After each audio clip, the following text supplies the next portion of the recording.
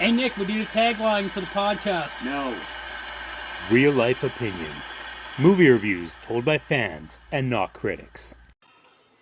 And we're going to have a normal opening for one time, Cory. Yay! Normal. Hey, it's the start of the podcast, everybody. Wow, instead of just us rambling on. Well, I guess we're still rambling. We're going to ramble a lot. But we started at a start point. Yeah. Instead of starting before start point. Let's begin at the beginning. We begin at the beginning. Yeah. So, for those of you who don't know, Laura, Mike, not making it today. Out with a cold. Under the weather. 'Tis the season. Goddamn weather. They're going to blame me because I coughed like shit last time. That was well on my own, okay? I coughed in their face. What's wrong with that? I did not get them sick. I guess, licked my fingers, stirred their coffee, and then licked all the food they ate. Yeah. If that gets you sick, then, what are we even doing, right? Well, see, if it was me, I just would have licked their face, but... Yeah. Whatever. I'm kind of a jerk, so... I figure that you're more of a wear their face like a mask kind of guy. Hey, man. Actually, fun fact, we were talking about... Wait, did you just say fun fact after wear your face like a mask? Yes, no, this is a segue. We were talking about, or I was talking about just before we started here about watching the movie Unstoppable with Denzel Washington and Chris Pine. Great little movie. The guy, he was just the welder, but the guy in the red truck that chased him to try and hop on the train or whatever, that was Lou Temple who played him. And he was the guy in Devil's Rejects that gets his face cut off and puts on his girlfriend, and she ends up wearing his face. Like a mask. Like a mask. Does a little cuckoo dance. Well, she was tied up, and it was tied to her face, and then they let her go, and she, in panic, went running, still wearing the face, and then she gets hit by a semi and disemboweled. I'm still waiting for the fun part of this fact. That there was a segue. The segue was the fun part? Yes. The rest of That's honestly the most nauseating part of that movie. Like, not in a bad way. Like, I absolutely love that movie. But that part, because she said she gets eviscerated by a semi as she's running because she can't see because of the mask. And it's so realistic that it literally turns my stomach. But honestly, that movie, Devil's Rejects, my top 3 favorite movie of all time. We're going to have to put it on the list, Cory. It's a very interesting demographic we'll get for that one. Yeah. So, but it's amazing. So hopefully get more listens than we got for Trick or Treat. Those who haven't listened to it, listen to Trick or Treat. Yeah, come on. Greatest Halloween movie ever. It's up there. I quite enjoy it. Yeah, You made a fan out of me with Trick or Treat. It's so much fun. So should we tell the people what we're doing today? Yeah, if you didn't, see the headline when you clicked the podcast, yeah, go ahead. Go ahead? You said, should I? So I said, go ahead. Oh. You may. Did I said I? Not yeah, we? you said I. I thought I said we. Yeah. It's always about you, Jeff. God, Jeff. Seriously, Jeff. Yeah. Yeah. So, yeah. Yeah. Wow. There's a lot of thought put into that. There's a lot of thought going on there. We're doing a Should It Die, and I've been dying to do a Should It Die again. Yeah, we had fun with the Terminator one. And neither Mike nor Laura were there, were they? No, no, I think Laura was. I don't think Laura was there when we did Should It Die for Terminator. She was part of the podcast, but I don't think she made that episode. We're going to have to double check. Yeah. Facts, things, they're not important. No. The Jedi craves not these things. There's a 50-50 chance that Laura was there. Yeah. Well, you know what? Maybe she was there because she says, God damn it, it should die. Yeah, I know she wanted it to die. Yeah. So. I remember her being very it could have been a post podcast conversation. Could have been. But we're doing the Oscars today, which, I was really hoping to hear Mike's opinion on this. Don't tell Mike that I'm missing him. We can't let that get out. Now, Laura, of course, we miss Laura, right? Sweet dear Laura. I mean, that's a stretch, but sweet, endearing Laura.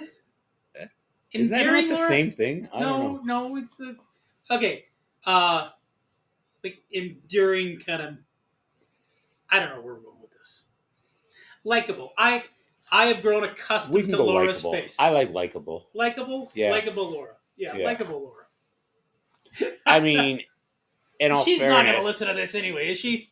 in my carry the 1 times 2, almost 20 years here in Camrose, you and Laura have easily been my best friends here. So, I mean, I love you guys. So, Well, not that it's a competition or anything, but I did start a podcast with you, Mom. yeah. Like, And sure, she speaking of joined. competition, she was my competition when I first met her. So, Yeah. yeah. So is she really your best friend, or is she more like a frenemy? Like keep your enemies close. Yeah. Maybe. That could be the game. I see it now. Yeah. Laura, You're- I'm on to you. You're waiting for a chance for Blockbuster to stomp on the video store. You're just biding your time. I totally helped sell Roger's stuff for closing out because when we were closing out, we closed out before when the video store was still kind of new. Mm-hmm. And so a lot of our stuff, when we marked down our rentals to next to nothing, he came in and bought like stacks of them. And so, You know, it's funny. I didn't ever go to the video store until after Blockbuster closed, eh? me neither. Like, yeah. Roger, Dana, if you guys are listening, we missed the good work you guys did, okay? You too, Yeah. Laura. No, you guys were great. And Mike. Or Dave, sorry. Dave. Not Mike. Dave. Wrong Dave's brother. Yeah, I know what you're talking about. Yeah. Dave. I hope he listens. Yeah, he keep threatening us with a good time with wanting to join us, and then he just didn't. Oh my god, Dave would have been so good for the podcast. Oh, I digress. So, how do we feel about the Oscars? I think long in the tooth might be an understatement.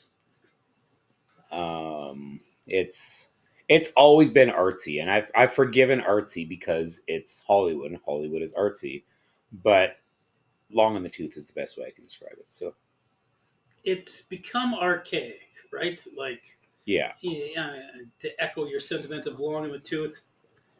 Like, what were you saying when before the podcast began? You haven't watched the Oscars since Billy Crystal left, and that's got to be pushing 30 years. Oh no, Billy Crystal pops back in and out every now and again. In the last 20, I'm pretty sure he's got a two. Well, now that I think about it, the 2000s were 24 years ago. Yeah.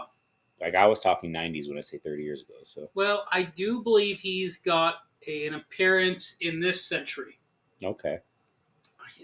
Man, I feel old when I put it like that, but I'm pretty confident if we Would it be Google not it. this decade? You're assuming Well, because century is 100 years. So yes, he's been doing it since the 1900s. well, I mean like the 2000s. Okay, I see what you mean. He's done it in the 2000s. I gotcha. It hasn't been since the 1900s. I see. Yeah, I mean, we're 24 years into the 2000s already. Don't remind me. Yeah, damn. I got a kid at work. Connor, if you're listening, sorry, you're a kid. He was born in 2000. Huh. And it guessed, oh, how old are you turning this year? Oh, guessed subtract this year by 2000. I'm just like, shut the fuck up. I'm going to punch you in the fucking face. I mean, it's hard for you because you just turned 40, and that's a big thing. But I'm 44 now, right? So it's over and done with the novelty of 40. But at the same time, goddamn, I'm over 40. So you have stabbed me in the heart with the betrayal of saying that I'm 40. I'm just whatever. We all age. Yeah, fair enough. Yeah, raise a glass to all those that are fortunate to make it our age, right? Yeah, and loving life still. Good for them. Mm-hmm. Yeah, unlike us, we're dead in the inside. I've been dead in the inside for a while. Yeah. Yeah. So the Oscars used to be so. I think the closest we had to Billy Crystal, and nobody liked it, was when Seth MacFarlane did it a few years ago. Did Ricky Gervais do it? He did. He did. He always does the other one, right? The What's the other Golden one? Globes. The Golden Globes. See, this is how much I don't care about these anymore. I don't even. I don't know which one's which anymore. Yeah, he was loved in the Golden Globes, so they brought him for the Oscars, and he does what he does, or he did what he does. He trashed the shit out of Hollywood, making everybody blush or turn away or plug their ears, and in that sense, that's Ricky Gervais being Ricky Gervais. It was great because I love his style of humor. It is terrible, it is dark, it is twisted, but it didn't fit the artsiness of the evening. So it became such a clash that it just didn't work. That's why Billy Crystal worked, right? Billy Crystal was, or still is, I should say, funny enough to make fun of stuff, yet classy enough Yeah, to keep it he classy, was right? he was artsy in itself. Like he was definitely somebody raised in theater, not in Hollywood. Mm-hmm. And then when he got into Hollywood, he used his theatrically trained self, and like I said, yeah, he made things funny. He made things funny for the real man, but he what's it called? He kept it classy. So like I said, Seth MacFarlane is very theatery. He's very song and dance. But he likes to make fun of. And I think that's the thing with Billy Crystal is he never made fun of things. He made a comedy out of things. Whereas like Seth MacFarlane and Richard Ray made fun of things, and that's why they kind of rubbed a few people wrong because Mm-hmm. there's only so much, especially in today's generation, you can handle somebody getting made fun of before it becomes uncomfortable. Well, you're in a whole room of people celebrating, patting each other on the back, and then the person up there hosting this while you're patting each other on the back is making fun of you. Yeah, Like, it rubs most the wrong way. I don't like how it's well known now. I don't know. Actually, now that I think about it, it might not be that well known. Like, do you know how people get Oscar nominations? Um, the initial nominations, like not the final five or whatever, or just Well, so what happens is that there's a campaign that happens. So a film studio will campaign for their film to get a nomination, and normally, uh, from my understanding of it, I'm not a Oscar insider, but I know from what I've read, and take that as a grain of salt because the information on the internet nowadays is, subjective at best. yeah, sometimes it might be wrong. So if I am incorrect, please someone straighten me out on this. But from my understanding, that there's a lot of money involved. Yeah, There's a lot of wooing of the the Academy. academy Yeah. to try to get, like, why do you think they have Oscar season? There's a lot of films that come out that are just Oscar bait, right? Yeah, yeah, totally. I think, how does a movie like the English Patience is the one that always sticks out in my mind. I think that was the last time I actually cared about the movies and everything in the Oscars, was the English Patient, because there was like a bunch of other movies, and I distinctly remember as a kid, like, what, the English Patient? I've never heard of this, and I heard of all the other movies. Like, this must be like the greatest movie of all time. Yeah, it was kind of a dud. That was what 94, I think, something like that. There was I want to say 97. okay. Well, I 97 was want to say it was Titanic year. huh? 97 was Titanic year.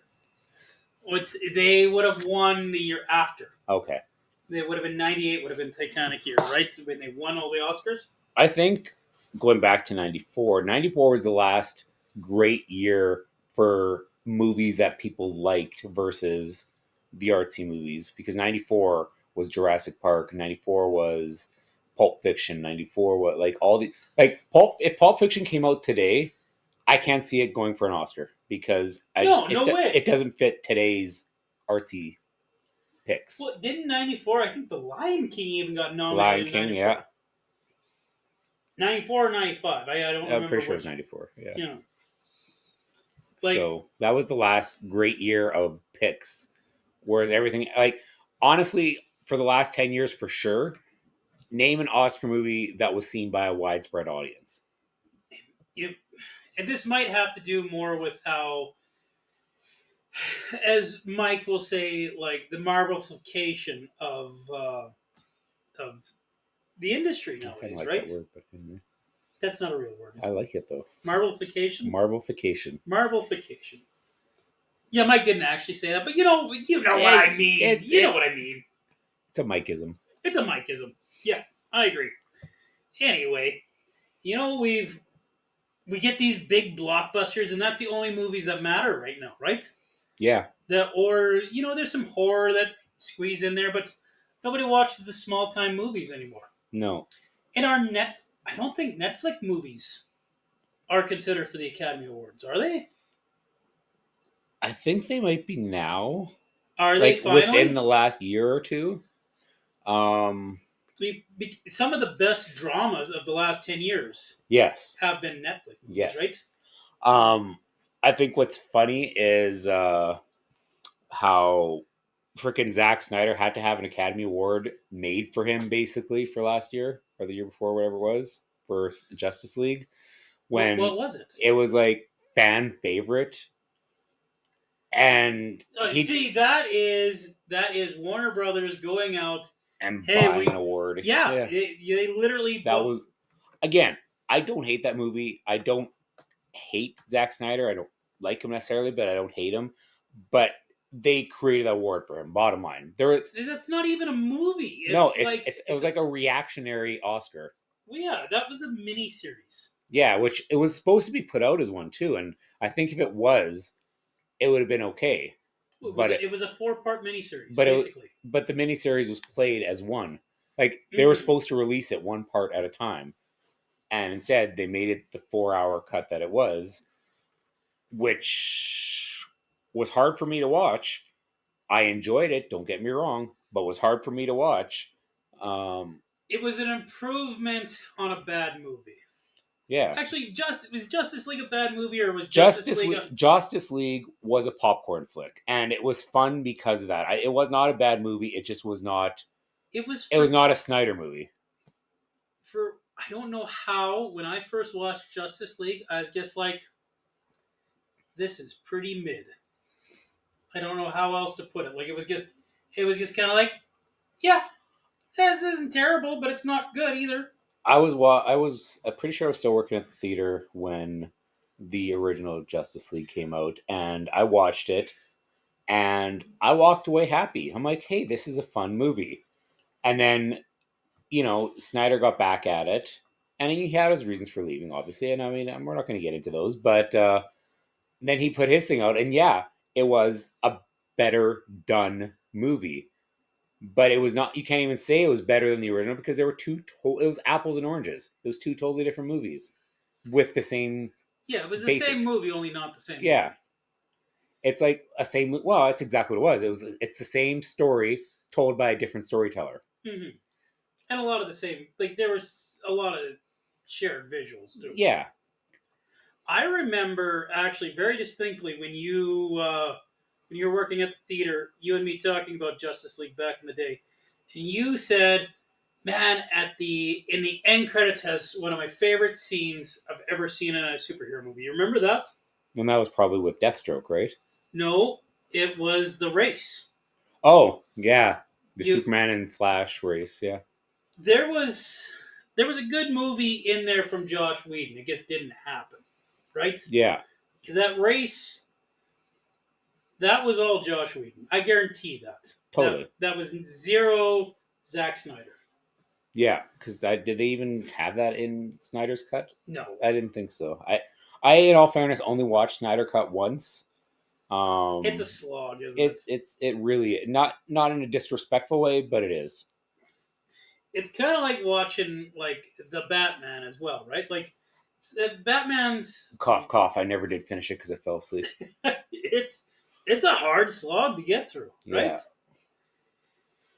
Maybe 3-hour movies are just movies that are over 2.5 hours just too long. And I mean, that seems to be only as a modern too. I think for me, the movie that started that trend for me was Avatar. Like the director's extended blah blah blah cut was 3 hours on the nose, and I couldn't get through it in one sitting. Nope. It was great, but I couldn't get through in one sitting. Whereas like 1990 something or other, I can't think now. Meet Joe Black, Well, Meet Joe Black was good. fan freaking tastic movie. It's honestly in my top 10 dramas, but it is 3.00 hours on the nose, and I could watch that movie after pushing stop for the last time again. I honestly didn't realize that movie was so long until we started talking about it. Yeah. Now, we were talking about Academy Awards. Didn't Avatar bring home like a schwack load? Yep.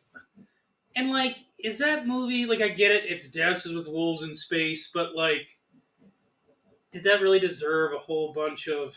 Oh, you're looking at me funny. Is it not No, Dances it's with so Wolves in stupid. space? No, that's totally what it is. Oh. The story was rehashed, but I mean, Doc Hollywood, Cars, like Yeah. they're all kind of that same story, and I forgive movies for that. If they take a central theme lent from something else, that's fine. It's their spin on it, and that's why it was so good, because I knew it was a rehashed story, but it was Cameron's spin on that story, and the visuals deserved everything they got. The the writing deserved everything they got simply because he made up a world, he created a language, he created an ecosystem. It was amazing. You know, Kevin Smith created a world. He's not going to win an Oscar anytime soon. Yeah, well, shared universes and worlds are two different. I'm talking a world as in he created a planet. Okay, So I guess. I mean, as far as shared universes go, everyone talks Marvel. If everyone's good, the first thing that comes to mind nowadays when you say shared universe is Marvel. But Kevin Smith is one of the originators of the shared universe. You know, shout out to Kevin Smith because like without Marvel, there'd be no Kevin Smith. Without Kevin Smith, there'd be no Marvel. Yeah, It's kind of a weird thing, right? there was a lot of great Marvel movies that came out back in the day that were not like before the MCU was a thing, but they were great because they were standalones. And so when Feige came and started saying, "Hey, this connects to this," and look at the ending scene of this, how it connects to this, people were like, "Oh, this is cool. I've never heard of this." And I mean, that could be another topic for a Shut It Die too, but maybe people are done with it. Has any Marvel movie ever won an Oscar? Yes. Was it Endgame? No. Which one won an Oscar? Black Panther. Oh yes. But And that right there, that's what I think. That's why the Oscar should die.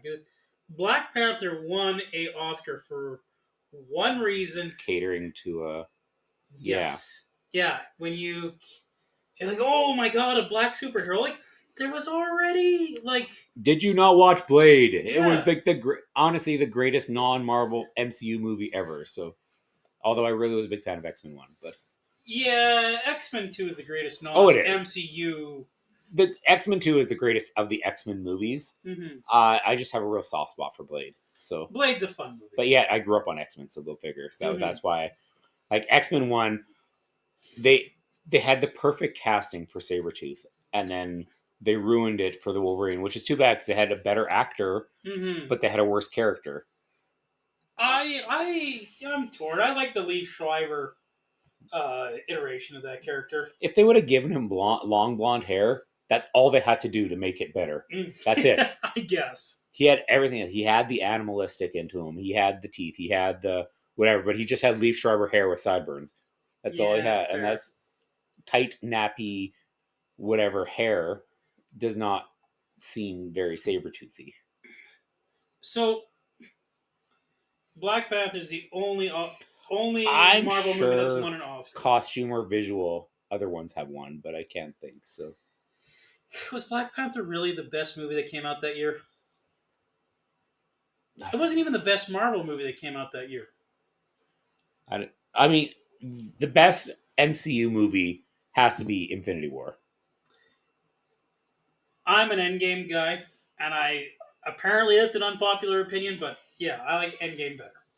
But timey-wimey stuff. Endgame had a better climax, like by far, like the on your right and the whole portal scene was just cinema at its finest.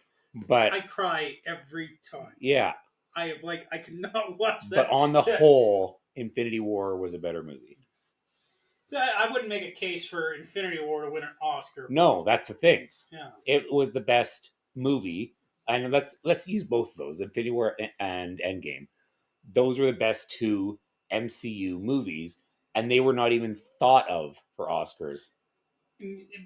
They both broke records. They were Right? both $1 billion movies. So I don't get it. Like, so Avatar, oh, we're gonna give them some Oscars because they broke $1 billion. We're gonna give Titanic because they broke some $1 billion. But then, wow, not in all fairness, Titanic did get $1 billion until after the Oscars, but yeah. Was it after the Yeah. Oscars when they finally got their They billion? kept Titanic in the theater for a year. I remember Titanic was like, it had already been in the theater for 6 months, and I didn't go see it. And my friends finally talked me into going to see it. It was such a phenomenon. I never watched it in the theater. My one buddy, he went to go see it 5 times. I think I remember you saying that. Yeah, that's you know what? Well done movie, but I couldn't care less about the main characters. They did not make them likable, in my opinion. And so when Jack dies, spoiler, I could care less. However, the scene where the band plays on and the old couple in bed and the family, like the mother and her kids, that part almost made, if not, it did make me cry. And it was sadder than, but it was not the main characters. So they made you care about the main characters. You're supposed to care that Leo's dying, but I didn't. I laughed.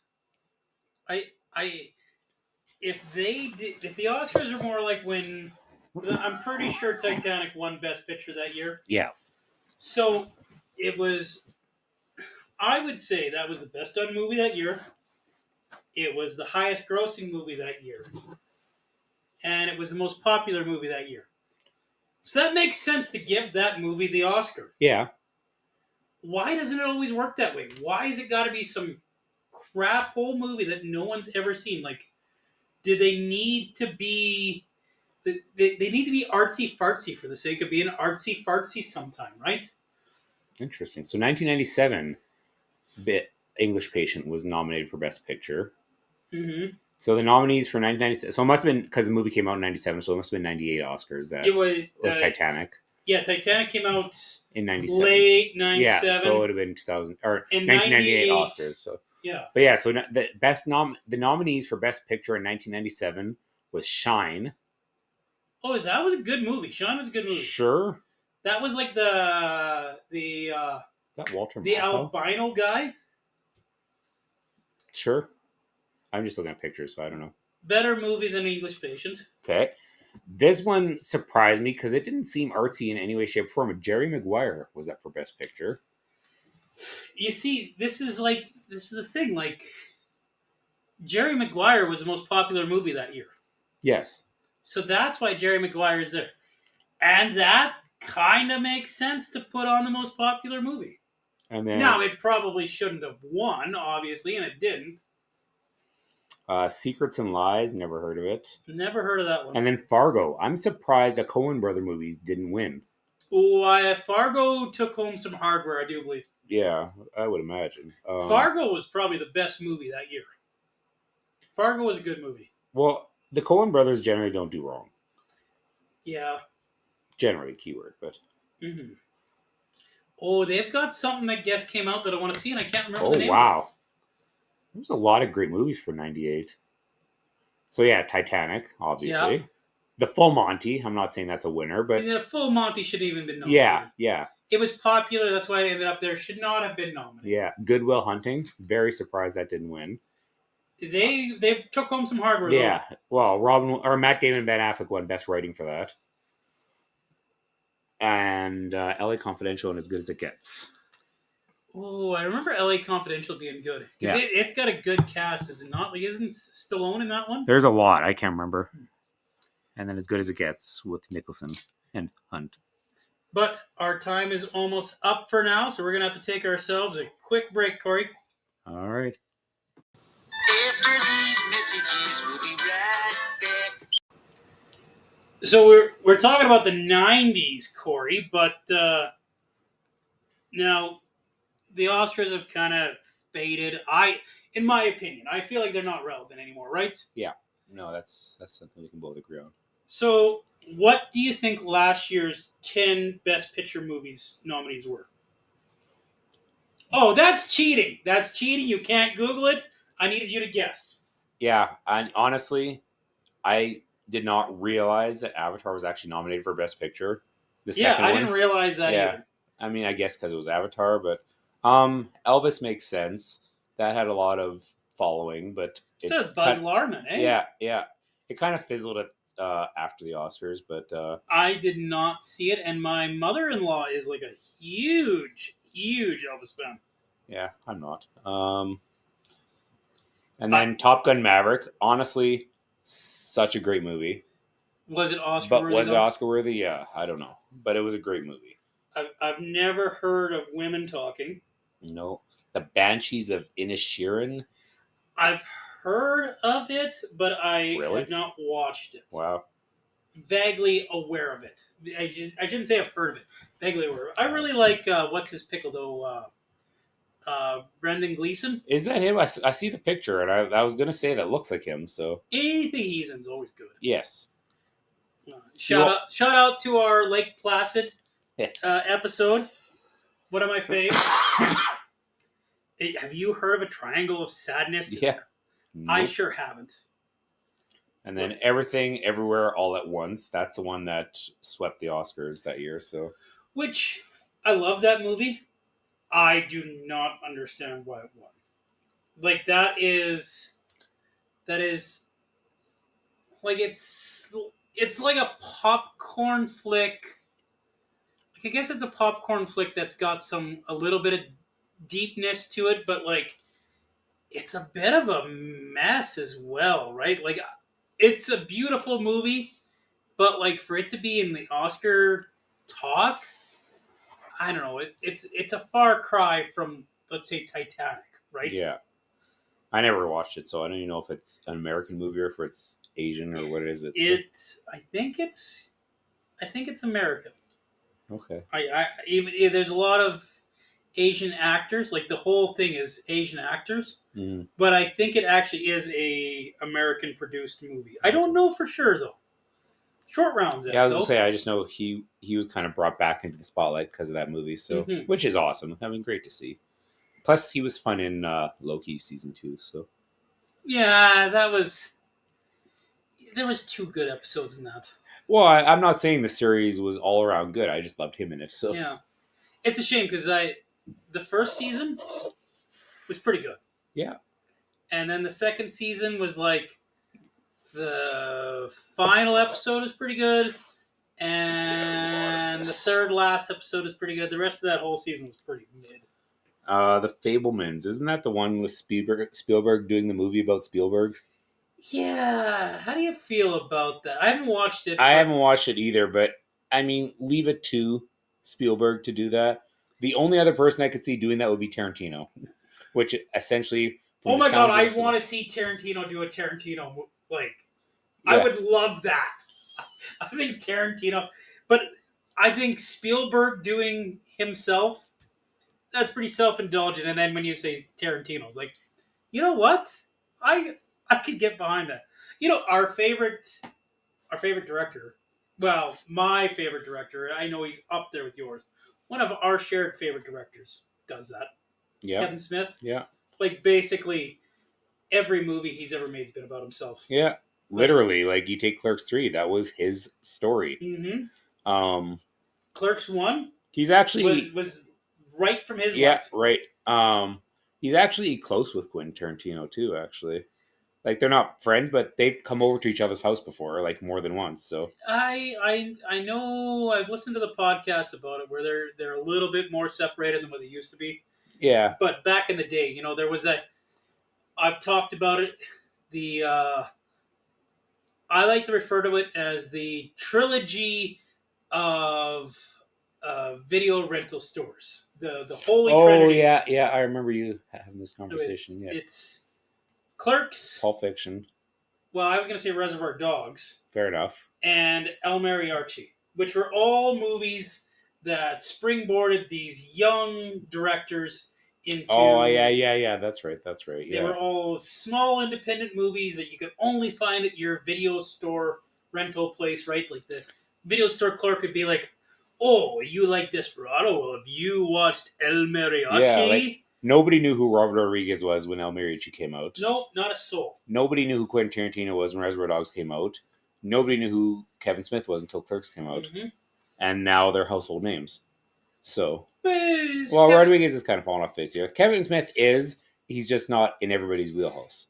yeah, Everybody, I would say Rodriguez is still probably more bankable than Kevin Smith. yeah. It's funny with Kevin Smith. Because I talk to a lot of people about him because I'm always hyping him up, and I'm like, hey, you know who Kevin Smith is? Because I always like to show off my picture with me and him. And it's like, you know who Kevin Smith is? And they're like, I don't know if I do. I said, Silent Bob. Oh, him.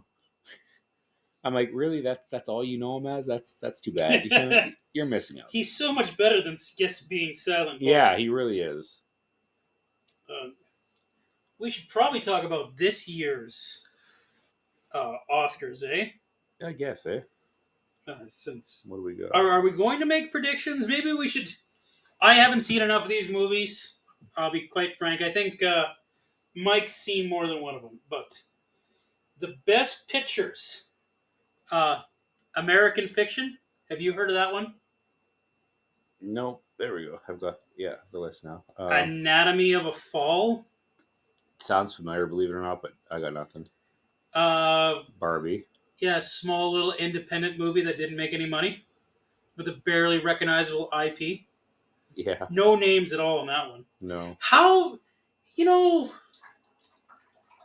did the Barbie movie end up making $1 billion and nominated for Best Picture? Considering the movie was almost like a tongue-in-cheek jab at today's society too, it's interesting. I guess there's some deeper philosophical. But I don't think she was trying to at first. I think she was just making fun of. I think so too. I don't know. I mean, Greta Gerwig knew what she was doing, but at the same time, is that the Oscar like? And then you got the argument, and actually, I'm going to share with this argument. You got the argument about Greta Gerwig and Margot Robbie being snubbed for nominations. Yeah, how does like Barbie like get all these nominations yet? Yeah, the actor and the actress don't. Yeah. Do you know who Darren Aronofsky is?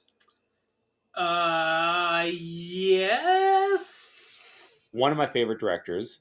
I know I will know his movies. I knew he was a director, but I can't think of any offhand.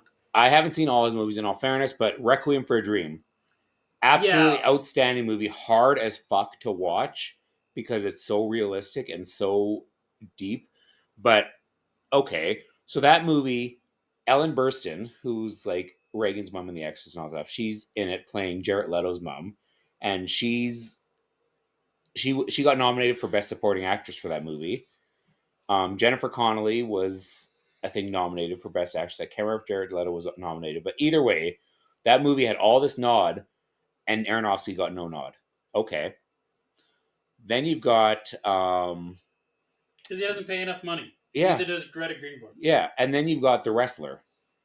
The Wrestler. Oh my god, that movie should have won. That movie had Mickey Rourke nominated for things. That had Marissa Tomei nominated for it, for Christ's sake. It had Best Picture. It had everything. Darren Aronofsky did not get nominated. Black Swan. Natalie Portman won Best Actress. The movie was up for Best Picture. Darren Aronofsky did not get nominated. It hurt because he's such a like The Wrestler, for example.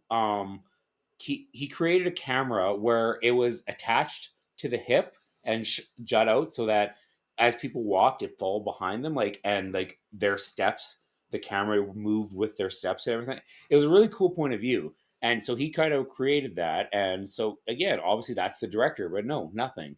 And so every time I think of Darren Aronofsky, I think of that. And then there was that, he did that one Moses movie. I can't remember which one was his. There was a couple of them that came out that year or within the couple of years of each other. But either way, he essentially sold out. and still didn't nothing out of it. And it's too bad. He's an amazing director, and he gets nothing for it, and it's kind of a piss off. So Yet Will Smith has an Oscar. Will Smith's an amazing actor. He's just a really, really weird human being. I think when you become famous at the age he became famous, that goes with territory. I blame the Scientology, but Man, speak of like, that's the only reason why last year's Oscars were relevant, right? Will Smith, Chris Rock. yeah, really. Like, oh hey, the Oscars. Did you hear about Will Smith getting slapped at the Oscars? Oh, Well, the Oscars doing were the last slapping, night. but yeah, no, totally. Yeah, 10-year ban, and yet now he's in another movie that sounds like he's going to be amazing, but he's not going to be there. So, Yet somehow or another, he still won that night. well, again, that was obviously the winners were made before. Well, yeah, but like you're gonna ban him for 10 years, but you Yeah, give him that's hard. give him an Yeah, award that's hard. after he slaps the host in the face. Yeah, that. I mean, I heard he was good because he played the Williams sisters' dad in King Richard. Mm-hmm. I heard it was amazing. Was that what he won for? Was Yeah, King Richard? yeah, That did look really good. it did. Not my style, but it Mhm. did look really good. So, Killers of the Flower Moon is the odds-on favorite to sweep the Oscars this year. I feel like that one's.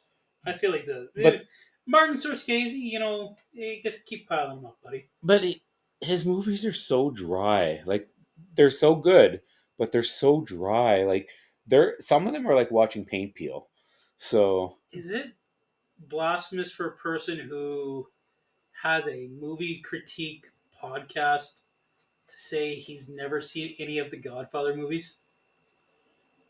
You neither, eh? no, Not just me. I honestly didn't care enough about the genre. I love Casino. I haven't seen Uh, Casino. you haven't seen The Casino? only movie of Casino's awesome. of his style that I've seen is Goodfellas. I've seen some of Goodfellas, and I like what I've seen. I didn't see Goodfellas beginning to end. It's a great movie. The Departed's a really good movie. Actually, I saw The Departed. Departed was a really good movie. Yeah. Neat little plot twist, but unfortunately, it was exploited, and it just Well, that was based on a Japanese movie. yeah, something else. Yeah. So you saw that come. Um, Have you heard of The Holdovers? That's another one nominated. no, And yeah, never heard of that one. and Maestro. Though I think you're saying that wrong, and I would try to say it. Is that how you spell it, or spell Maestro? No, that's mash. I can't say Maestro. I don't, anyway, that word. So the maestro. It's not me. I can't say either one now. It's like a storm kind of. No, that's not. I can't say this word, but I know the Hulk becomes it in the far future. Deep cut from the comics. Never mind. No, I know what you're talking about. I'm just Yeah. trying to think of that name. Yeah. Yeah, but Anyway, you're saying it wrong. probably You don't think Oppenheimer's gonna win? Oppenheimer's gonna be. I don't even know how to pronounce it. Is it Oppenheimer or Oppenheimer? Because I think it's Oppenheimer. Now that I say it out loud, Oppenheimer. tomato. See, if I had to make a prediction, I think Oppenheimer is going to win because unlike Killers of the Flower Moon, it had a high popularity as well. And you know what? Don't we all agree that it's time for Christopher Nolan to win an Oscar? Yeah, no shit. Well, that's my theory. Is Killers of the Flower Moon's gonna win Best Picture, and it's gonna win some other things. Mm-hmm. But Oppenheimer is gonna win Best Director, and it's gonna win some other. I think it's gonna be actually pretty 50-50 between those two movies. How about let's get through the Best Picture because we still got three more here, right? Yeah. Past Lives. Wow. I never heard of. Doesn't even have a link on my site that I'm looking at, so Yeah. it's kind of funny. Poor Things. You heard of that one before? I haven't heard of the rest of these, so And Zone of Interest. Like, like we were talking about the state of movies today, right? Like, haven't heard of over half of these. yeah. I miss when it was just 5 movies. Yeah, that's what it should be. Yeah. So let's get into the directors now. Justine Theroux, Martin Scorsese, Christopher Nolan. Yorgos Lanthimos and Jonathan Glazer. So you think Nolan's going to win the director, eh? Yes. See, I think the opposite of you. I think that Oppenheimer's going to win Best Picture, and I think Scorsese's going to win Best Director. That's It's what just I think. Oppenheimer doesn't seem artsy enough to win Best Picture. I think it's in that sweet spot. And I think the Oscar is so shallow that they will give it to them because it will be big news if Oppenheimer wins. But if Killers of the Flower Moon, I just don't feel like it's going to be a popular choice. Now, on the flip side of that, you might be right about Nolan, and that could be like, oh, Nolan finally won his Oscar. Even though now that he's an amazing director, but now that I think about it, what's he ever made that's really Oscar worthy? I like Memento. Oh, you know what? I don't know if I remember. I don't think I've actually watched all of Memento. Memento is good. Yeah, it is worth a watch. I've seen the beginning. Do I have it? I thought I had it. I don't see it. I can borrow it from you, and I can go on Yeah. the stack of movies that I've borrowed from you Oh. and haven't watched. Maybe I don't have it. I have Machinist, which is I was thinking too, but that was a European director who did that movie. Didn't Bale win an Oscar for The Machinist?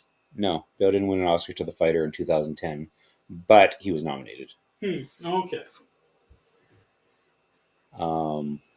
So Best Actor. Oh man, Jeffrey Wright's nominated?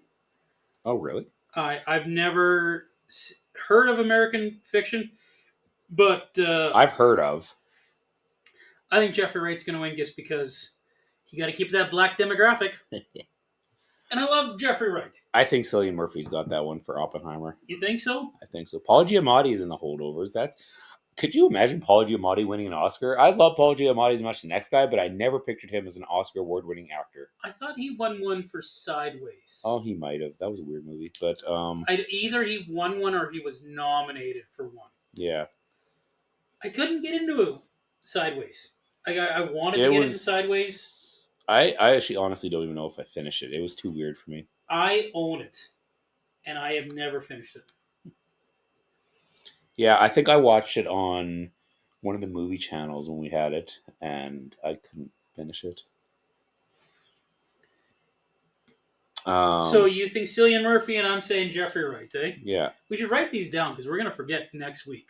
But you're not here next week anyway. No, unfortunately. Kind of sad because I was actually looking forward to it, but then I realized I had work's not the better thing to do, but I had better things leading to the fact that I have to work that night, so.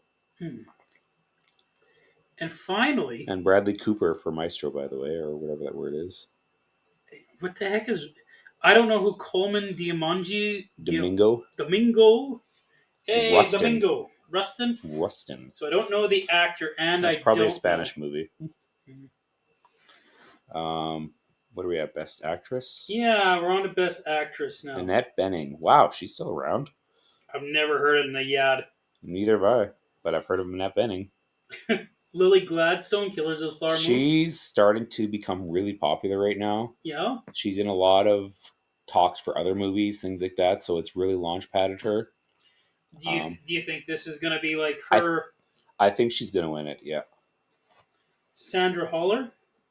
Hewler. Man, I bet you we're murdering names. It's Hewler. It's got the 2 dots on top. It's Hewler. Anatomy of a Fall. Yeah, I don't know. Never heard of him. Carey Mulligan. I know the name. I can't put it to a face. Again, I know nothing of that movie, so I can't say anything. Or Emma Stone. Emma Stone, actually, I think... Did she win the Golden Globe for that? I don't know, because I've never heard of Poor Things. Yeah. Either way, again, I love Emma Stone, but I just don't put her name and Oscar award winning in the same sentence. Oh, she's one of those actresses, though, that I could see getting one because they want to attach that to her name. Not that attaching that to your name means what it used to mean. Like, remember the VHS era? Where it's just like, oh, we've got 5 Oscar winners in this movie. And it's like, wow, this must be like the best movie ever. Nope. That doesn't hold the prestige that it once did, right? Which is why the Oscar should die. My favorite is when you see a movie that is notably shit, and they're like, starring blah blah blah blah blah blah, Oscar nominee blah blah blah. Yeah, you're not saving your movie. It still sucks. I'm going to say Lily Gladstone. Yeah, me too. Because I like her name. Best Supporting is actually a really good field. Like is it? Really good field. Well, who would I know in the Best Supporting? Emily Blunt for Oppenheimer. So that's John Krasinski's wife, right? Yes, I know who Emily Blunt is. You didn't have to say just who her husband is. Well, never mind. I was going to say something, but I didn't. Danielle Brooks for The Color Purple. I don't know who that is. They remade The Color Purple? They sure did. It's not Oprah this time. You would figure like that would be more well known. Maybe it was. Maybe we're out of touch. Maybe we don't know what. Maybe we're not with it anymore, Cory. Yeah, I'm old. It's true. Wait, aren't old people the ones who are supposed to care about the Oscars? Oh yeah, I'm not that old. I bet Mike cares about the Oscars. He's old. Yeah, he's 10 years older than me. So, America Ferrera for Barbie, you'd think would be the favorite. I didn't think she was that good. Yeah, I don't. I love America Ferrera. Like, I absolutely adore her. Like, her in Superstore. Like, I fell in love with her in Superstore because she's just had such a cute girl next door kind of whatever. And I never watched Ugly Betty, in all fairness, so I don't know anything there. But yeah, either way, America Ferrera is always cute. But for, again, that Niad movie I never heard of, Jodie Foster is the odds-on favorite for that one, and I agree with that. I think Jodie Foster is an amazing actress, has never done wrong, and is very much synonymous with Oscar. So I think Jodie Foster is the win. Yeah. And Davine Joy Randolph for The Holdovers. I feel like the same reason I picked Jeffrey Wright. I'm presuming Davine. That sounds like a. I actually don't know this actress. Nope. Am I racist saying that? Like, I'm presuming by that name that I know where you're going with this. Yeah. But no, it's either going to be America Ferrera or Jodie Foster. I still say Jodie Foster because she's paid her dues in Hollywood, and I don't think Barbie's going to win a single Oscar. So since I say that, I'm saying Emily Blunt. Okay. Just because Oppenheimer. I think Oppenheimer is going to be the big winner this year. Bigger names for Best Supporting Male. Oh, yeah, let me guess. Jake Gyllenhaal. Nope. No? For what? Barbie.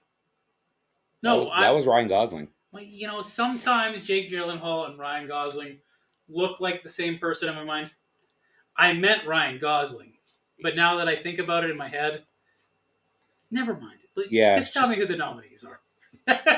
Well, some guy named Ryan Gosling for Barbie. Yeah. Fuck, I hope he doesn't win. No, me neither. The only name I don't know, I'll lead with that, is Sterling K. Brown for American Fiction.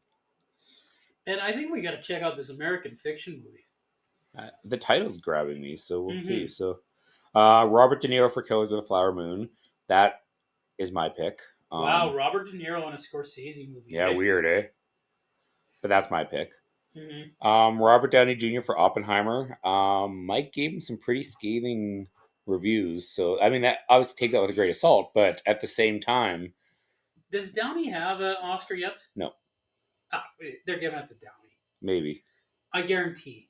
Well, I shouldn't say I guarantee, but Downey's getting it because they're going to throw some money. Like, oh, it's Downey's turn to get his Oscar. Finally. It's him breaking the chains of MCU, and maybe, and then like I said, Ryan Gosling.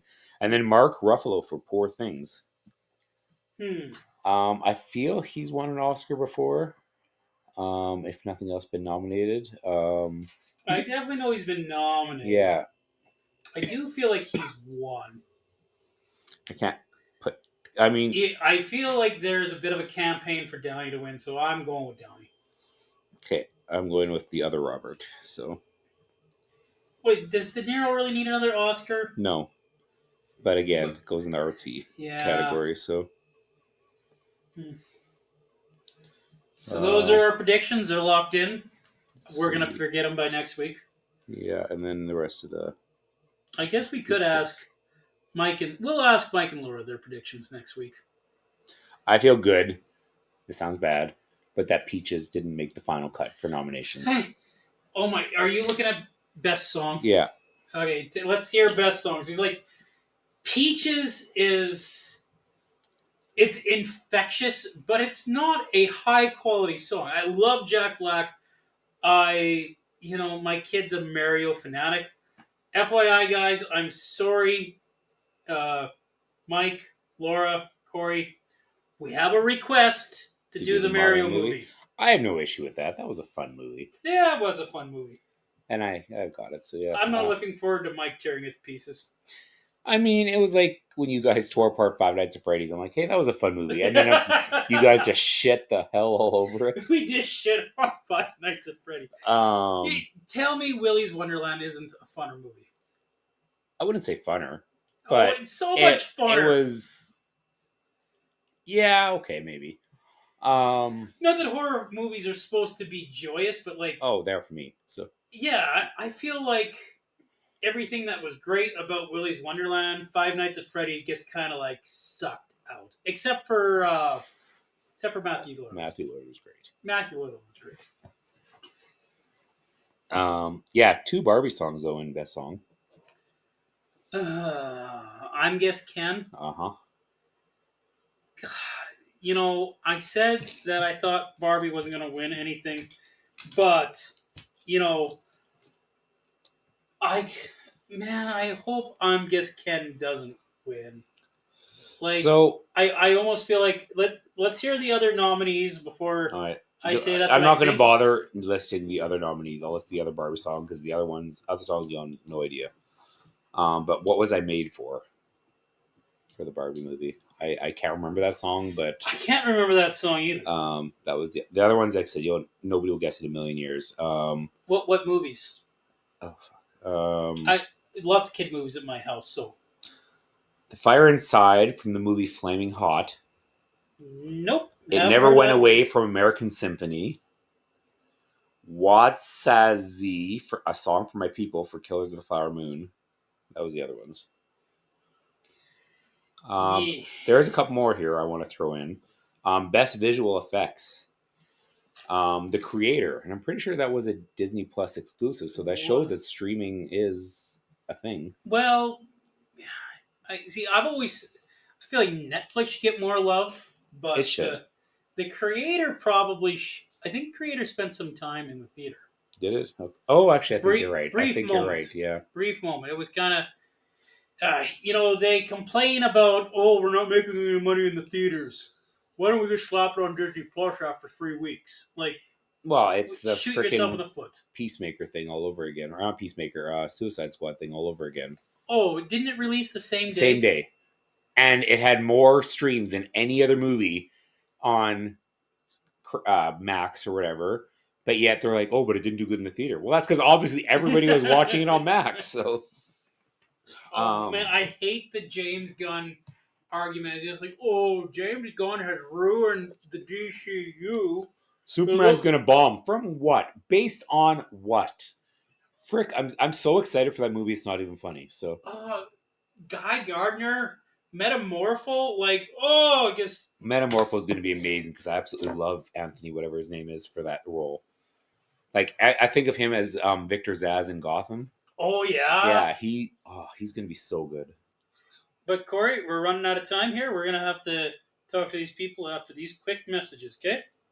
Bye.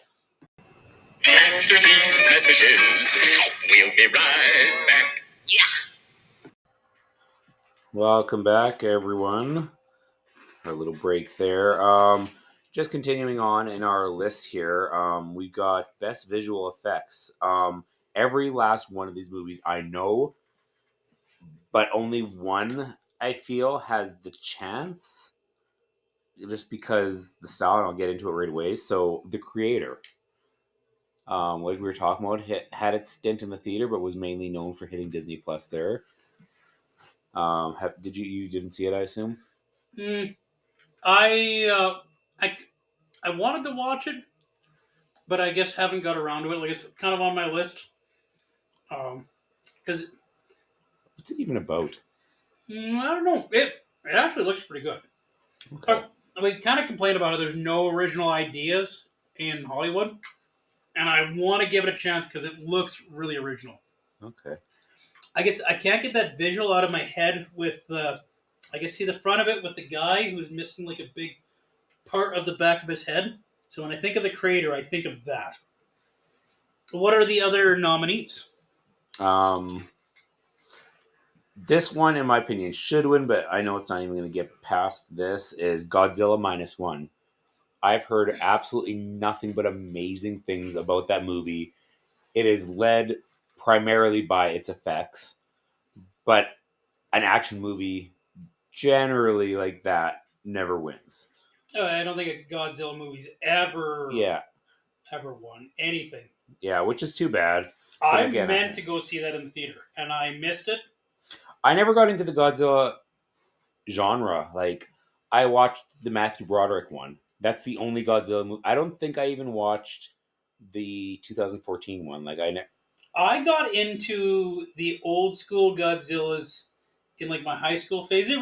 I went through a phase where I was renting a bunch of weird stuff. it's the best time to do it. So. Yeah, I rented all the old school James Bond movies, like the really terrible Nice. Roger Moore ones. Nice. And I rented the super bad Godzilla movies, like with like. Do you know who Godzuki is? I do not. Godzuki is his son, Oh, of course. and he has like these big googly eyes, and No. he's just like, "Eh, Dad." It's fucking Jesus. terrible, but I love those movies. The big rubber suit Godzillas, I love those movies. All miniatures. I really wanted to see Godzilla Shin. I think it's how you pronounce it, because that looks really good. Godzilla Zero, you said, right? -1 is Minus this one. one is what I meant. Yes. Yeah, little lower down in the integer lower list. So Looks really good. looks amazing. But again, if I haven't watched all the other ones, why would I start with this one? So, Guardians 3. It's great, but when is an MCU movie ever going to win Best Visual? Not with that one. Yeah. Like, that's not the one. No. Like, if Iron Man didn't win Best Visual, then, like, or even the first Guardians didn't win Best Visual, then 3's not going to win either. Yeah, that was just them getting their foot in the door, or at least Mhm. trying. Mission Impossible: Dead Reckoning Part 1. I heard that movie bombed, eh? Well, it bombed in the theater, but yet everybody who loves the series said it's one of the best ones. Go figure. Well, that's one of those series that's actually getting better with age. I think so. I really like the first one was classic, but it was kind of dry. The second one was okay. The third one was incredible. Philip Seymour Hoffman is the villain there. 4 was really good. Then 5, like this one is like what 7 now, I think. I think so. Yeah. Yeah. So you're right. No, it's gotten better with every one. I've watched all of them, but this one. So and I think 3 is really when it hit its stride. Like 3 is kind of when it's established what it is now. well, like every good movie, it was sold because of the villain. Mm-hmm. So yeah, Philip Seymour Hoffman was amazing. So good. I mean, for like regular people, like obviously you had the Ving Rhames and the Tom Cruise and the all those guys. I don't think Simon Pegg came until the 4th. No, that was the 3rd one. Was it? Okay. Yeah. But either way, yeah, no, that movie was the Philip Seymour Hoffman show. Mm-hmm. Oh yeah, he chewed up the scenery in that movie in a good way. And then that was right around his death, wasn't it? I know it was within a couple years. Yeah, he was riding high in the Capote Academy Award winning right when 3 came out. I don't know if Capote had come out, and I don't know if he'd won the Oscar yet or if he was nominated that year. But if it's in the same year, that was around 2006. He didn't die until 14. Oh, was it really? No, he died in earlier than 14. I'm sure of it. Maybe I'm wrong. To be continued. Yeah, we'll Google it. Yeah, and then Napoleon. I don't feel like I need to see that movie. My only theory that they would have for best visual, because like why the hell would it have visual, is they probably use camera angles and whatnot to make him look short. Because Joaquin Phoenix is exactly short. So You, you're right about Philip Seymour Hoffman. It was 2014. I thought. I did a thing in the newspaper, like when I was doing my reviews in the newspaper. I wrote a thing about him. So I thought it was much closer to and like. Capote was 06, I think, like I said. So Yeah. But Capote was right around the same time as 3. Huh. So out of those ones, I feel like Napoleon should have been like Oscar bait, right? yeah, right. And like this is the Well, first when I saw nomination. Napoleon on this nomination, I'm like, oh, that movie's in this conversation. Why is this not for anything? Like, how is Joaquin Phoenix not nominated for Best Actor when it's Joaquin Phoenix? Mm-hmm. He's won an Academy, has he not? Oh, he has. Was it Walk the Line? Yes. Yeah. Not even his best role, right? I think the movie was good, not so much him. He was. I mean, most people will shoot me. I don't find Johnny Cash that interesting of a person. I don't think his singing is all that good. The only thing he had going for him is he could write like nobody else. I think I disagree with saying he doesn't have an interesting life, but I could see how you don't like his musical style. Well, put your voice. He's not a great singer. Put your voice deep and have no skill, and Yeah. you're Johnny Cash. But that doesn't mean he didn't have an interesting life. Yeah, I guess that's fair. It's kind of pigeon toe holding, whatever that word is. But yeah. So the one that people love to talk about. Do you remember? So we're talking about Best Animated now. Do you remember the year that Jack Black announced the winner for Best Animated? And he was with Jennifer Aniston, and he said, "She's like." You're pretty successful with your animated movies. He's like, yeah, I take all my money I make working for Pixar, or not Pixar, for DreamWorks, and I bet it all on Pixar to win the Oscar. So that stuck with me. And of course, that year a Pixar movie won. So this year, A Boy and the Heron. I got nothing. Listen, Elemental's gonna win. Yeah. So Elemental, Nimona, Robot Dreams. And, God, I would love for this to win, Spider-Man Across the Spider-Verse. Ooh, there was big buzz about that getting an Academy Award. So good. And people push for it. Mm-hmm. And I don't know if there's the money behind it or not. But right, you can't. Pixar is a powerhouse. Sony is not anymore, so... That movie was more popular than Elemental, though. Oh, 100%. I still haven't seen Elemental. It was good. Okay. It wasn't. It's not the best Pixar movie ever. Too lame for me, but regardless, obviously it was good. Pixar doesn't do wrong, right? Yeah. So. Yeah, I don't think I've seen a bad Pixar movie. Did you watch Wish? That's Disney. Oh, that was just Disney? Okay. Yeah. I never watched Wish, so that's what I was wondering. So. My daughter was very upset about Wish, actually, because my sister promised her, we're going to go to Wish. We're going to go to Wish. Wish came in, and then, okay, we're going to take you on the weekend, because it was in for like 1 week, and then she went to go take her, wasn't in no more. That's how bad that movie was. Wow. Have you ever heard of a Disney movie lasting 1 week in no. theater? Really? Wow. And Migration's been in since like... I think that one's finally gone, isn't it? Or no, a friend of mine took their kids with this weekend. I know Madam Web is finally ending tomorrow. It's been in for like a week and a half. What do you mean finally ending? That was a week and a half too long. Yeah. That wish Sony would just realize that your animated's okay, but stop trying to create Sony movies with Spider-Man characters, not including Spider-Man. I think Sony, we're gonna make some superhero movies.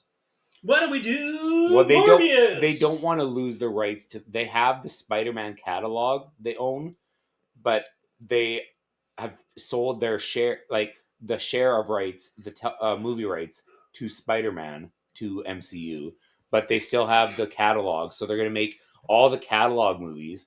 And apparently, I read this article that they're promising the actors that, oh yeah, and you'll be part of the MCU, and they're not going to be part of the MCU.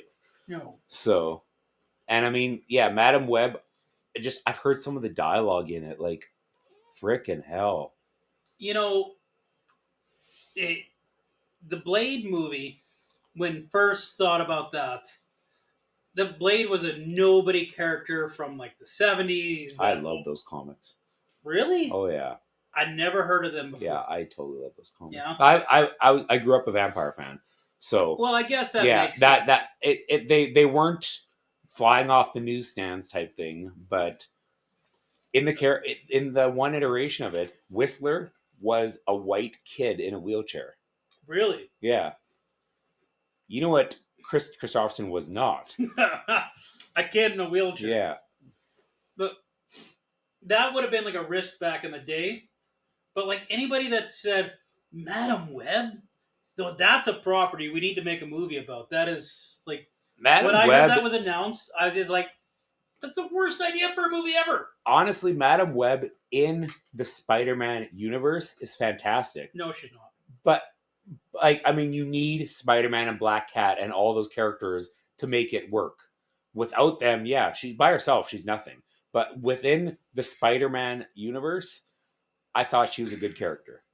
You must be referring to Madam Web in the 90s cartoon. Well, that iteration, because she had that iteration, like the old lady that was... Yeah. Madam Web does not deserve to be a supporting character. Oh, at best. Yeah, at best supporting. Not like... should be nowhere near the conversation of making into a movie. Maybe a Easter egg. That is the most I could tolerate Madam Web in a movie. I think what I don't like that Sony is doing is they're taking Spider-Man villains and making them anti-heroes. And granted, Venom at one point was an anti-hero. Venom was more known as being Spider-Man's villain. And that's some of his best stories. Yes, Agent Venom was cool and all, but I just miss the good old-fashioned Peter Parker versus Eddie Brock. Eddie Brock, at least now in today's comics, is 100% hero. You should read King of Black. You'd really like King of Black. It's probably one of the better Spider-Man stories in the last 10 years. That's fair. See, like the what was it called? The series, the Black Suit series, like that led into the symbiote saga. Yeah, was great. Was absolutely fantastic. And then when the animated Spider-Man series did that little 3-part episode with Venom, one of the best episodes they had in that series, and that series was great. So I love Venom as a villain. I do. And I think that ship has sailed. They've goodified him so much now that even if somehow he gets in the MCU, he's not going to be Spider-Man's villain anymore. You're right. Yeah. I've never seen the 90s Spider-Man cartoon, eh? Really? Yeah. I grew up on the 60s Spider-Man cartoon. I mean, so did I. I love that cartoon. It's terrible. I love how Peter Parker looked like he was 40 years old and he was still supposed to be like... in high school? Yeah. So tall, skinny, and... I love if you watch like every episode, it's the same web swing. Yeah. Every episode. And then that same sound effect. Yeah. That's the only So category. who's going to win best cartoon? It's going to be Elemental. I don't want it to be, but it's going to be. You know, it's some of Pixar's weaker work. Wish wasn't in there, was it? No. Yeah. No, I listed off the list and that was it. So, yeah. So we're done with the Oscars, right? Like the Oscars can go away forever. Yeah. I wouldn't mind if they popped their head maybe now and again, but it doesn't work that way because it has to do with movies every year. Yeah. But how could they make themselves relevant again? They can't. They've tried more appealing hosts, albeit slightly long in the tooth hosts. Like Chris Rock had been irrelevant for quite a while. Yeah, why did you pick Chris Rock now Yeah. and not 20 years ago? Yeah. You would have picked Chris Rock in 1999. Seth MacFarlane was relevant, but again, his style of comedy didn't work for the masses. Ricky Gervais comedy didn't work for the masses. The James Franco Anne Hathaway was a joke. I'm pretty sure he was drunk and half awake. James Franco is one of those weird people, eh? Yeah. Like, I don't know. Like, I bet you he's nice enough in real life. I don't know. Didn't he get some sexual allegations against him, though? Yeah, he might have. I liked him in the Stephen King miniseries 11/22/63, just because I love that story, but nothing to write home about. I never watched 127 Hours, so I heard that that's his Piece to Resistance movie. And he was good in that. Yeah. That was a good movie. I just didn't care enough. It was such a small story, right? Like, yeah. He did a lot with very little, right? Yeah. And I mean, Anne Hathaway will always be cute girl next door, princess, whatever the hell her name is from Princess Diaries. Then you got more modern. You think of her as Catwoman, but even that was 2008. Or, no, 2009 or 10. Whatever year Rises came out. And like a year or two ago. Yeah, later, yeah. But yeah, there's been no host that try as they will. There's no host that has grabbed the audience beginning to end since Billy Crystal, in my opinion. Here's what they can make it relevant if they ask Joe Rogan. Oh, Jesus. Could you imagine a Joe Rogan Oscar? I would watch the shit out of that. Oh, boy. I love his voice. I mean, obviously, he's more known for his audio now than he is his video.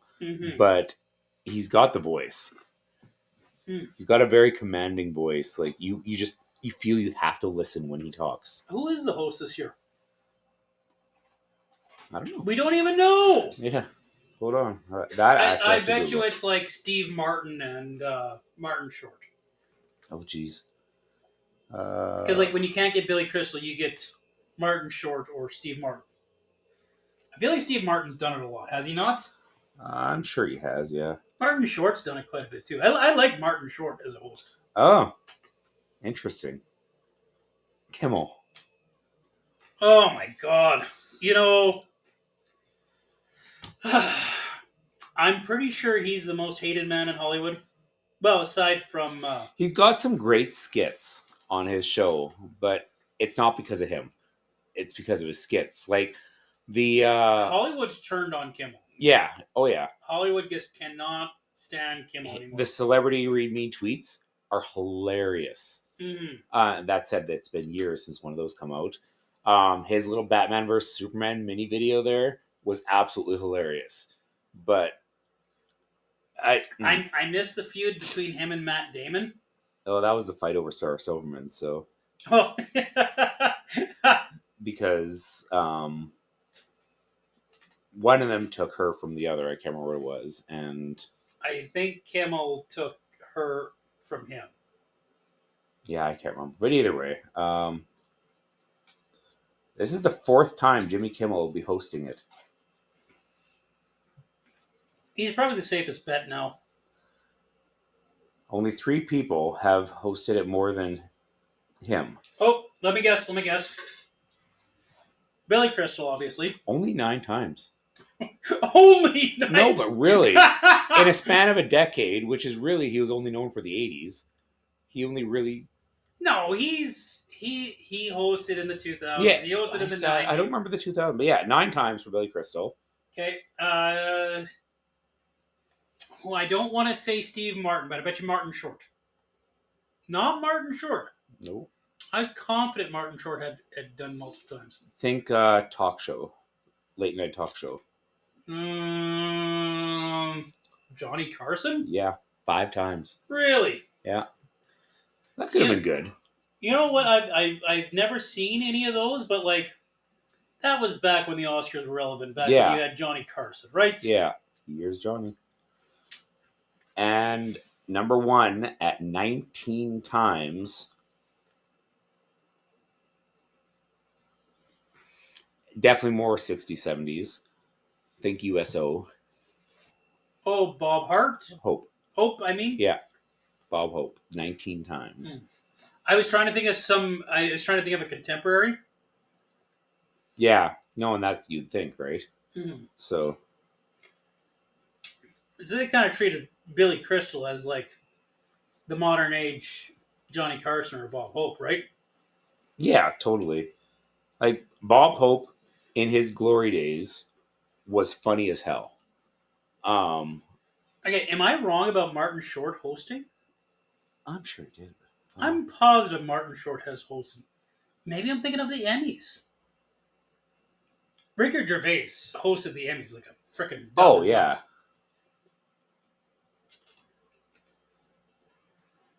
You know, I want to see more Seth MacFarlane hosting the Oscars, to be honest. I thought he was great because he is so musically inclined. Mm-hmm. So he was able to do those musical numbers. Like he always did every single movie in one montage with music. That's what Billy Crystal would do. Mm-hmm.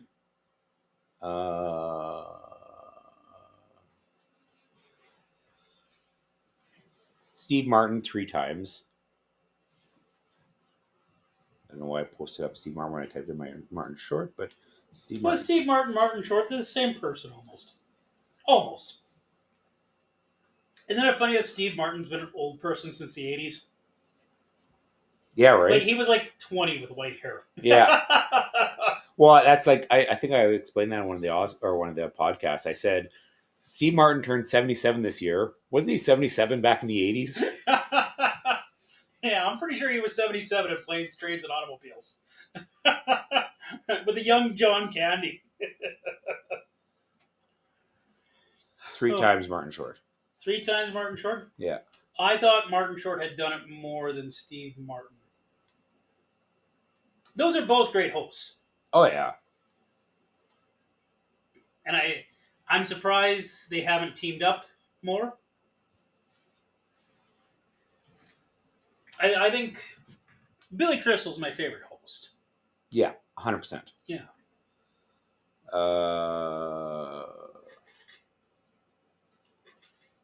Whoopi did it once.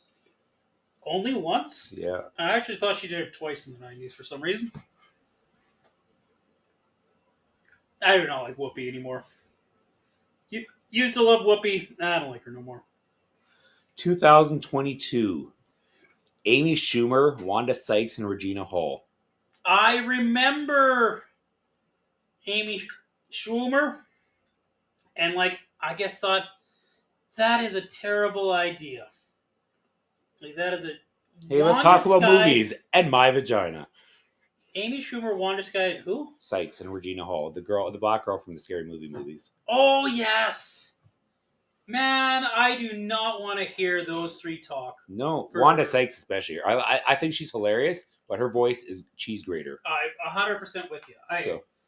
Wanda Sykes is awesome, everything she's in. But to have her host a show like the Oscars, no, thank you. Chris Rock, counting last year of 3 times. Really? 77th, 88th, and then last year was 94th. I do remember him doing it a few years back. Yeah, 2005, 2016, and then last year. Has Jack Black ever hosted? I'm kind of scrolling through here. Neil Patrick Harris did it once. I remember that year. It was very Tony that year. I actually do remember the Neil Patrick Harris year too. I like Neil Patrick Harris. Oh, totally. He makes fun of himself well and not offensively, and he makes fun of other people as well and not offensively. Mm-hmm. Ellen DeGeneres twice, I guess. I was fine with the Ellen years. Seth MacFarlane, 2013. So he did it back then too, and then he must have done it. It was 3 years ago he did it too? So this article is old, obviously. Billy Crystal 9, we already established that. James Franco and Anne Hathaway, we talked about that. Yeah, that was a terrible year. Steve Martin and Alec Baldwin did it in 2010. I vaguely remember that year. Alec Baldwin, actually, I think he could carry an Oscar himself. Yeah. Maybe not anymore. He's kind of hated after shooting that guy in the face. Wow. I heard he got some jail time out of it, eh? Like, he was, found Well, he got a manslaughter. I personally don't get it because it's not his job to make sure the props are right or not. But It's a slippery thing. it's a slippery slope, yeah. Like- That's the first time a pair. This was 2010. The first time a pair hosted the Oscars in over 20 years. Really? Back then. So, Huh. oh right, Hugh Jackman. I remember that one. I do not remember the Hugh Jackman. Huge musical number at the beginning because, of course, he's a very Tony guy. So, Jon Stewart twice. That's cool. Jon Stewart's got a voice that just grabs you. I like Jon Stewart, but host the Oscars, yeah. He was the voice, right? I mean, and then Steve Martin by himself twice. Whoopi Goldberg 4 times. 4 times Yeah. use? Yeah. And pretty close together, too. 94, 96, 99, and 02. We're running short on time here. All right. Well, this is, yeah. Letterman, Chevy Chase, Jack Lemmon, Johnny Carson. Yeah. Bob Hope. Chevy Chase back in the 80s would have been a good host. But before we call it a night, I want to ask you, Cory, what movie won an Oscar, or what movie didn't win an Oscar that you thought should have? Because we have a little bit of time here. Are we talking Best Picture or just any? Best Picture. We already know who your director you would have picked to win one. Yeah. Is there a movie? Pick any year. It goes on the same and it doesn't vein. have to have been nominated either. No, it goes in the same vein. I think actually I think even Black Swan over the wrestler, but should have won Best Picture. Yeah. Black Swan lost out to The Blind Side, the football movie there. And you know what? That wasn't even The Blind Side probably shouldn't have won. No, that was Looking back in 2010, hindsight. So My movie that I think should have won that didn't win. Did you say What Dreams May Come won or didn't win? I think it won visual, and that was it. That movie should have won the Oscar. That was a great movie. Yeah. That was. Of course, I think that was the Titanic year, wasn't it? I think so. That movie is just spectacular. Though. It wasn't Titanic year. I just remember that, but no, it must have been 99. Yeah, I think so. But it was an outstanding movie. Holy that crap. was an amazing movie. It got a little, not in terms of story, but in terms of like setting, a little cheesy for a tiny bit. Mm-hmm. But all in all, absolutely outstanding movie. Before we go, the name of the segment is Should It Die? Yes. I'm in agreement. Yeah. There's not even any debating about it, right? It's just, it's old, it's archaic, it's not needed anymore. No, social media makes these actors, nominated or not, feel special with a pat on the back every day. They don't need one night anymore to fucking cater to their, yeah. The media's changed so much too. Like, we talked about Netflix and streaming movies. And you know what? There's some YouTube out there that's spectacular. You know, some fan movies based on actual properties that are incredible. I've seen, so. And will never get nominated. No. Never. I guess they're just not. Well, a lot of them they couldn't because they are essentially stealing the IP for their little movies. I guess. So yeah, but they're good movies. Like I've seen a Nightmare on Elm Street crossover with Ghostbusters once, and it wasn't a comedy. That would be both amazing and terrible. Yeah, and that about described it. But we got to wrap up for the night. We're going to do our Oscar watch party next week. Unfortunately, you're not going to make it. Yeah, without me, so I will be listening. Thinking of you guys, hopefully having a good time. We'll have fun. Sorry that you're going to miss out, buddy. Yeah, it's all good. But till next time, same bat channel, same bat time. Sounds good. Have a good night, everyone. Is that it?